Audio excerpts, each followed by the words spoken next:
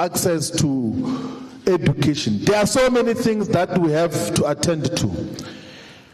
Where we can, we should go to those who can assist us to get sanitary pads for girls, particularly in rural areas and rural schools.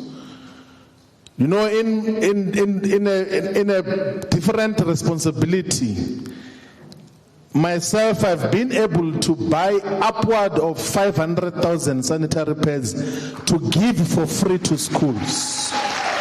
Because it's a matter of fact that in many areas, girls who do not have decent sanitary pads, they stop going to school in that period of where the sanitary pads are needed. And that affects their progression in school because they are humiliated. They do not have decent mechanisms to look after themselves. And instead of facing the humiliation in schools, they just stay at home. Government gives condoms for free in different areas and pays a lot of money. Of course, it's a good thing to prevent the venereal diseases. But the things which condoms are used for is sometimes a choice, if not always a choice. But the periods that are confronting a girl is not a choice. Why is it that there is a price tag on sanitary pads? We know we are going to fight for the provision of free sanitary towels for everyone. But before we pass that law, before we pass that budget, let's see what we can do, even if it's at a small scale now. We must see what we do now. We must not say, no, we know that problem, wait for us to be elected into government. Let's see what can we do now. Because our people are not poor tomorrow. They are poor today, and we must be able to make the interventions in that regard. Now, comrades, we must say that it's not the first time that a political movement gets to engage in substantial community assistance program. So there is something very nonsensical about South Africa's politics. There's been a deliberate suppression of the historical records of the politics of the Black Consciousness Movement.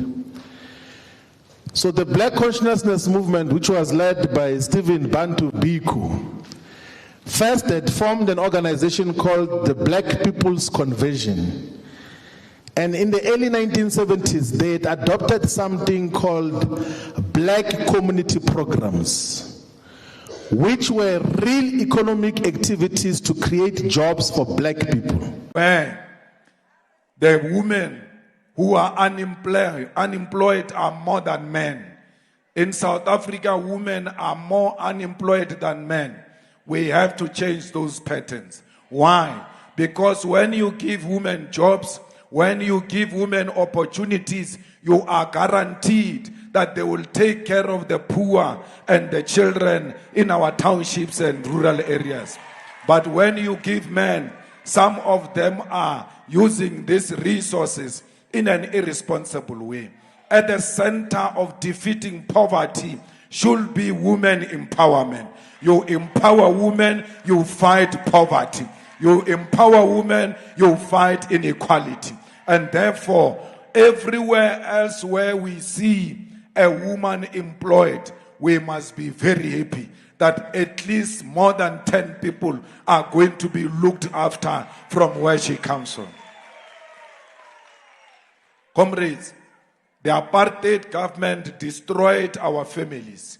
We must work towards rebuilding our families. We cannot allow a situation where men go and work far from their homes and leave women alone in their own houses. We want a society where families are at the center of the unity of our society. Without family, we will never have a united nation, because unity starts at the level of the family.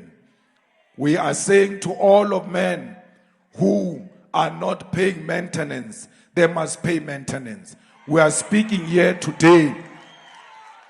Department of Justice confirmed that as of February 2024, there are over 170,000 incomplete child maintenance applications. This is over 170,000 children left behind.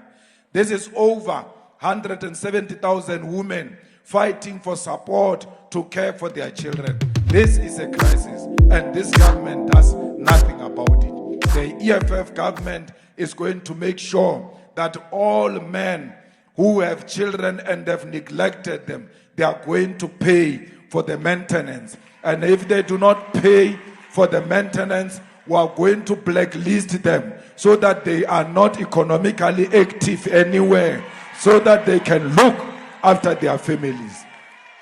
We have now peace here. When you don't support your child, you are creating a criminal in our community. These criminals we find in our communities are produced by men who don't pay maintenance. We are not saying love their mother, love your children. You may have a problem with their mother, but do not involve children in your fights as parents.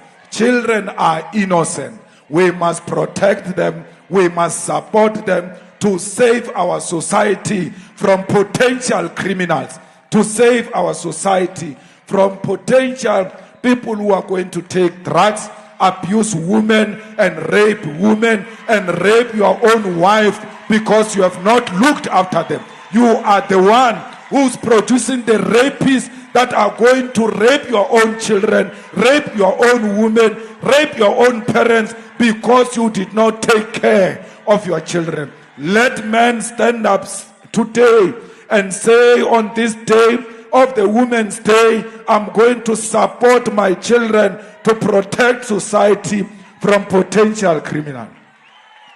Comrades, we must make sure that everyone who rape our children, like they did with Kwe, they must end in jail, and they must go to jail for a very long time. We are saying any man who has raped a woman, especially a child, their names must be published everywhere. Their names must be on the wires, so that when you type a name, Julius Malema, it says a rapist. Then you cannot hire such people to go and work with children, because you know they've got a history of raping children. Today, a person rapes a child in Mpumalanga. They find him guilty, sentence the person to 10 years. From there, they release him. He goes and stays in Northern Cape. When he arrives in Northern Cape, he gets a job in a primary school where there are young children there. It should not be allowed. We must fight until their names are published everywhere and these people are known to society. Because these rapists are not written on their faces. These children molesters are not written on their faces. Some of them look innocent. Some of them dresses very nicely. You will not suspect that you are dealing with a monster. We have to have a mechanism in place to expose such people. We want the children to eat at home and even eat at school. And the food we give them at school, it must be proper meal which can be fed to Cyril Ramaphosa. Our children cannot be given the food that cannot be given to the dogs of Ramaphosa. We will not allow that. We need to respect a black child. Let there be food when they enter school in the morning.